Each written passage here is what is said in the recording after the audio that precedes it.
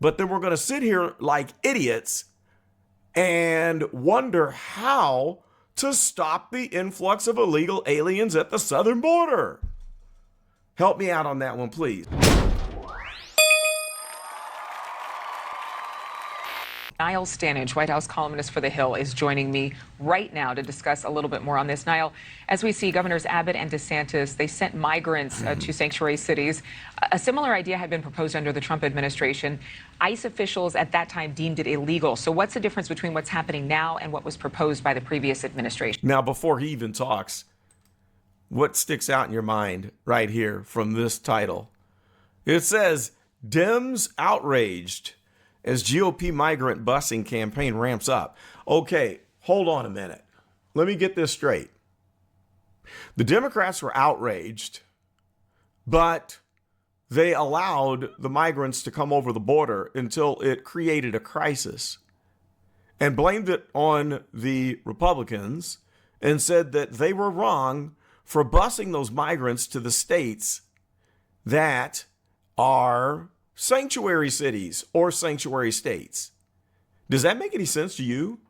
So the Democrats express outrage. They're mad at Texas, for example, for busing those people out to the cities like Chicago, New York City, and Denver, who openly advertise that we're a sanctuary city, meaning we're not going to abide by immigration law. We'll let anyone stay here despite federal law. So in other words, there's no rule of law in sanctuary cities. Forget the fact that it's federal law. We're going to do it anyway. No rule of law. But they're outraged that we bust them to the cities who openly advertise that they don't have a problem with it.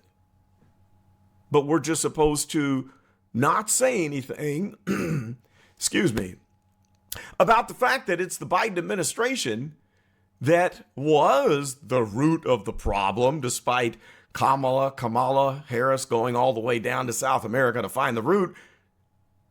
Kamala Harris and Joe Biden are the root. They're the ones who created the situation to allow the biggest influx of illegal aliens to pour into this country in the history of the United States. Now, let's move on. It's not particularly clear what is different. The ICE officials in the Trump administration's case in 2019 pushed back against that plan because that plan had been framed as an attempt to essentially embarrass either sanctuary cities or Democrats.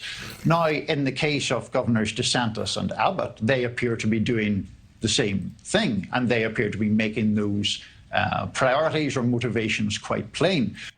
Wow. And I do remember that. So they're saying that they only bust those people to the sanctuary cities to embarrass Democrats or embarrass the sanctuary cities.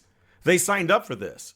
They openly advertise, we take illegal immigrants despite federal law.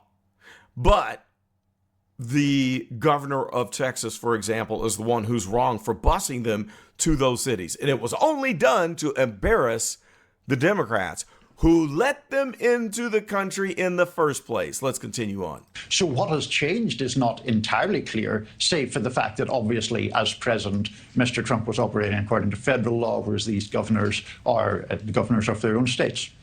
And Kamala Harris, Vice President Harris, obviously, as we've been talking about, put in charge, essentially. I remember in the very beginning, she would often speak to root causes of this mass migration toward the United States. But what happened to her plans to stop migration at the source in Central America, the talks that she was having with different Central American nations about why this wasn't safe?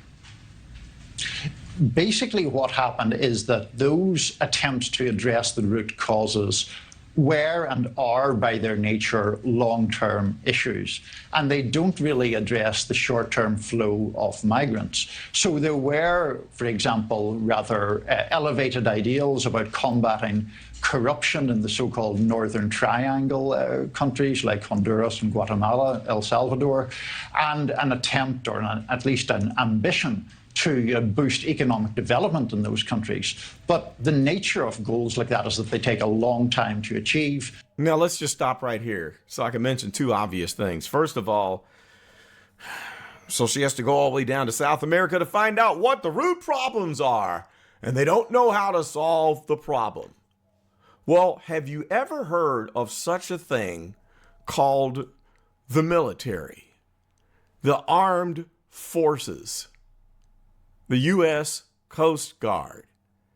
The United States has the largest, strongest, and most technologically advanced military in the entire world, as my phone rings.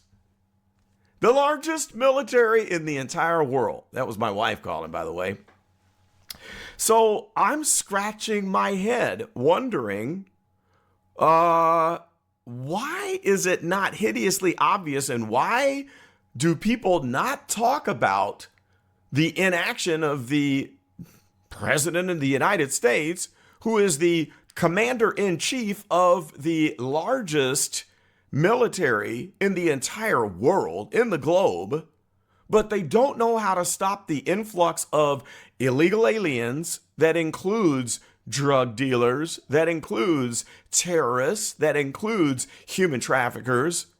And before you even say it, I know some people think that's racist. Not all of them, but we know that if we let everyone through, we are not going to be able to stop the terrorists. We would not be able to stop the human traffickers. We would not be able to stop the drug dealers. Okay, so why would the United States, the most powerful country in the world, sit there claiming that they don't know how to stop this massive influx of people at the southern border? That doesn't make any sense to me. Why don't more people talk about that?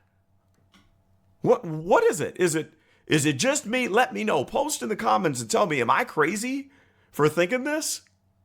Now, in Alaska, do you think we have some military up there because of a certain country that's right across what is the Bering Strait? A country that is an adversary of the United States. Do you think that the army of Russia could just come straight over that sliver of ocean and pop right onto the state of Alaska? Do you think that we would say, what do we do to stop this? Now, we can spend $200 billion on missiles, bombs, munitions to send to Ukraine to fight and to blow up the Russians. But then we're going to sit here like idiots and wonder how to stop the influx of illegal aliens at the southern border.